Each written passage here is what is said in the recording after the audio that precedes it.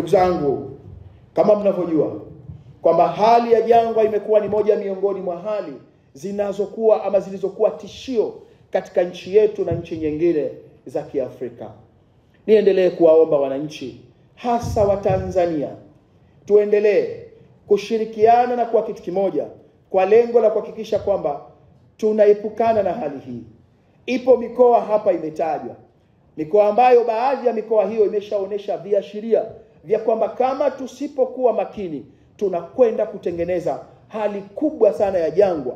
Na kama mnavyojua, jangwa linafuatia na ukame.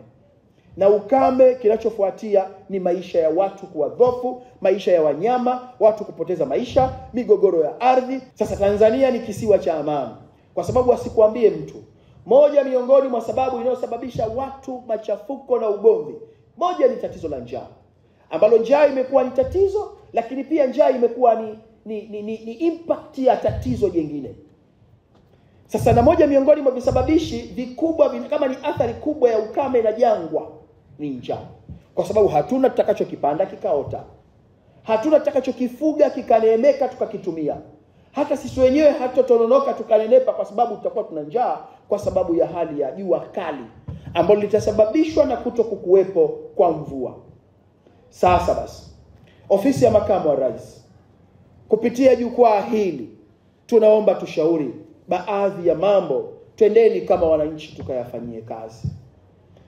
Na hiyo ndio sehemu ya ujumbe wetu kwenu. Ilikuwa napewa story hapa, naambiwa na mheshimiwa mkuu wa wilaya, miaka ya nyuma iliyopita, karibu 10 years back. Ilikuwa ukija hapa mjini tu tulipokusanyika hapa, basi huoni miti ambayo ipo maeneo haya. Ilikuwa unaona uwazi, kiasi kwamba pia ulikuwa unajiuliza wapi tuweke mji. Hivi hapa ndo mji au hapa ndo kijijini? Ni kwa sababu palikuwa hapana hata miti. Lakini kwa sababu ya juhudi na kazi kubwa zilizofanywa na viongozi waliopita, lakini kazi kubwa ambayo ameifanya mheshimiwa mkuu wa mkoa kwa kushirikiana na wasaidizi wake, mheshimiwa mkuu wa wilaya na wengine, na kazi kubwa iliyofanywa na mkuu wa wilaya ile ambaye mheshimiwa alimtaja pale, ni kazi ambayo leo imetufanya angalau tunaweza kukaa chini ya mti tukapata kivuli.